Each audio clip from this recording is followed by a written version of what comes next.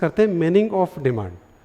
Now meaning of demand को आप define कैसे करेंगे? तो देखिए बच्चे, डिमांड की डेफिनेशन समझने से पहले आपको कुछ रिलेटेड इंपॉर्टेंट टर्म्स को भी समझना पड़ेगा, और वो क्या है? डिजायर, वांट, नीड और डिमांड। ये ऐसे 4 वर्ड्स हैं जो बच्चे कंफ्यूजिंग होते हैं। बच्चे इनको सबको, जैसे डिजायर को, डिमांड को, वांट को, डिमांड को हम सेम ही समझ लेते हैं। तो आज हम ये कोशिश कर रहे हैं कि ये सारे वर्ड्स सब अलग अलग है, उनको डिटेल में हम समझने की कोशिश करेंगे। तो देखो, सबसे पहले हम बात करते हैं वांट और नीड के अंदर। तो वांट और नीड के अंदर क्या डिफरेंस है? तो बेसिकली जैसे फॉर एग्जांपल अगर हम रियल लाइफ एग्जांपल से बात करें तो 2 मील इन ए डे, 2 टाइम का खाना, ये हमारे लिए क्या है? नीड है, क्योंकि उसके बिना हम क्या नहीं कर सकते? सर्वाइवल। तो आई होप नीड आपको एग्जांपल समझ में आ गया ना। वांट क्या होती है? वांट का मतलब जो आप खाना खा रहे हो उसमें नंबर ऑफ आइटम, आप चाहते हो कि उसमें बहुत सारे आइटम्स हो, ये आपकी वांट हो सकती है। तो वांट और नीड आपको दोनों समझ में आ गई। अब हम चलते हैं डिजायर, वांट और डिमांड, इनको समझते हैं। ये बड़े कंफ्यूजिंग होते हैं और इनको लोग साइमल्टेनियसली यूज करते हैं, बट ये एंटायरली डिफरेंट है। तो देखो, डिजायर क्या होती है? डिजायर होती है just wishful thinking. What is desire? Desire is just wishful thinking. जैसे मैं यहाँ बैठे बैठे सोच रहा हूँ कि यार मेरे पास एक एरोप्लेन हो, मतलब आप कुछ भी सोच सकते हैं, आपकी कोई भी एक इमेजिनेशन है, दिमाग में कुछ भी चल रहा है, तो वो आपकी डिजायर है। सो इसका मतलब डिजायर जो है वो, उसमें आप, हमारे पास पैसे नहीं है फिर भी हम कुछ भी सोच लेते हैं, हमारे पास खरीदने की पेइंग कैपेसिटी नहीं है या परचेजिंग कैपेसिटी नहीं है हमारी, बट फिर भी हम कुछ भी सोच लेते हैं। तो विदाउट मीन्स टू परचेज आप जो भी कुछ सोचते हैं तो वो आपकी क्या है? Desire. Now desire become want, desire आपकी वांट कब बनेगी? जब you have to means to purchase for that desire. तो मतलब आपके पास रिसोर्सेज है और आप सोच भी रहे हो, जैसे मान लो मैं सोच रहा हूँ 4 व्हीलर, मेरे को 4 व्हीलर खरीदना है और मेरे पास उसके लिए क्या है? परचेजिंग पावर भी है, मेरे पास मीन्स टू परचेज भी है। तो इसका मतलब वो अब मेरी क्या हो गई? वांट हो गई। नाउ अब want become demand when you are willing to sacrifice those means for that purchase. तो इसका मतलब अब आप क्या कर रहे हो? वो जो आपकी फाइनली आपके पास, देखो कुछ लोग ऐसे होते हैं जिनके पास पैसा भी है, डिजायर भी है और उनके पास मीन्स टू परचेज भी, फिर भी वो क्या करते हैं? कुछ खरीदते नहीं है, तो वो वांट ही रहती है, वो डिमांड नहीं होती है। तो डिमांड कब होगा? वो जब आप फाइनली जाओगे, 4 व्हीलर खरीदोगे, पेमेंट करोगे एंड फाइनली घर पे लेके आ जाओ, दैट इज फाइनली डिमांड। तो इसका मतलब डिमांड के अंदर want become demand when you are willing to sacrifice those mean for that purchase. तो फाइनली आप वो सैक्रिफाइस भी होना जरूरी। तो अब एक डिमांड को समझने के लिए यहाँ 3 वर्ड्स हैं। नाउ फर्स्ट वर्ड क्या है? डिजायर। सबसे पहला क्या है? कि एक डिमांड, तो डिजायर मैंने आपको समझा दिया क्या होता है। देन उसके बाद में आपके मीन्स टू परचेज, मतलब आपके पास क्या होना चाहिए? आपके पास रिसोर्सेज होनी चाहिए, मनी होनी चाहिए। और उसके बाद क्या होता है? On willingness to use those means for that purchase, finally आप उसको खर्च भी कर सकते। तो इसका मतलब डिमांड कब होगा? जब ये तीनों चीज़ों को कंबाइन कर दो। तो प्रॉपर डेफिनेशन ऑफ डिमांड क्या बन गई? तीनों को कंबाइन करके तो क्या बनेगा?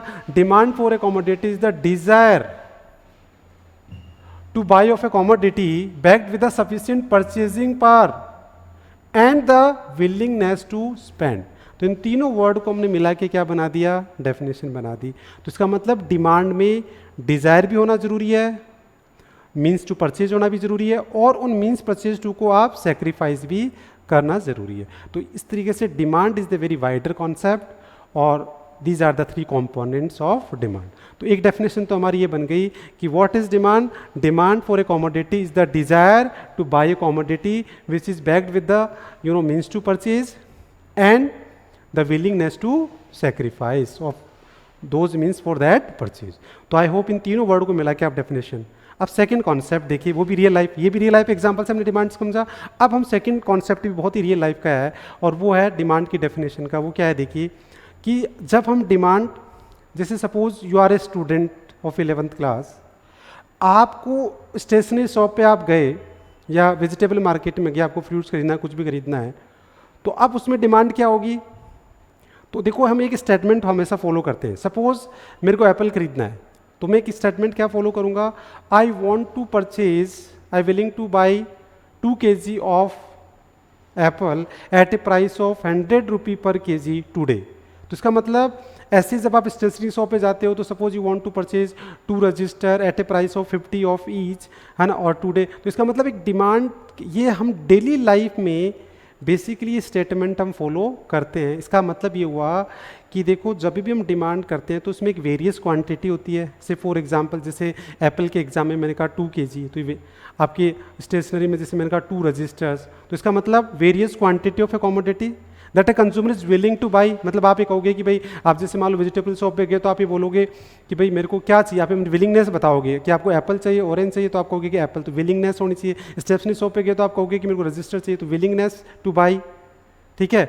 तो various quantity of commodity and willingness to buy of a consumer at a different possible prices. अब उसकी प्राइस जैसे 100 रुपी पर केजी या 150 वॉट जो भी प्राइस होगी, तो उस प्राइस पे आप विलिंग टू बाई हैं। And during a period of time, मतलब आप जब परचेज करोगे तो आप क्या करेंगे, उसको पैसे देंगे, वो आपको वेट करके सारा देगा। तो इसका मतलब कि उसमें एक पीरियड ऑफ टाइम लगता है, एक फ्लो वेरिएबल है, तो एक आपको टाइम लग रहा है।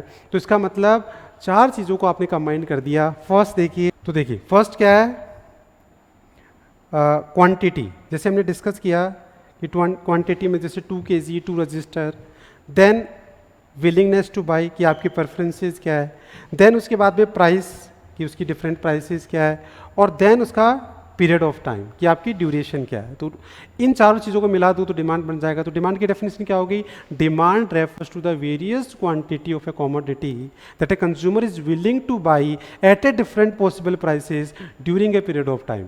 तो बच्ची जो डेफिनेशन है वो आपको रटने की ज़रूरत नहीं है, क्योंकि डेली लाइफ में हम ये जो है स्टेटमेंट हम हमेशा फॉलो करते ही हैं।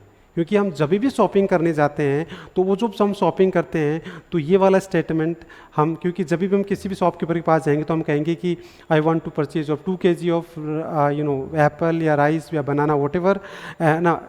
तो आपकी विलिंगनेस आ गई, वेरियस क्वांटिटी आ गई, एंड आप उसकी प्राइस भी कंफर्म करते हो और फिर आप उसको परचेज भी कर लेते हो। तो उसमें पीरियड ऑफ टाइम भी। तो इस तरीके से ये बिल्कुल ही रियल लाइफ बेस पे आपको मैंने डिमांड का कॉन्सेप्ट बता दिया। आई होप आपको समझ में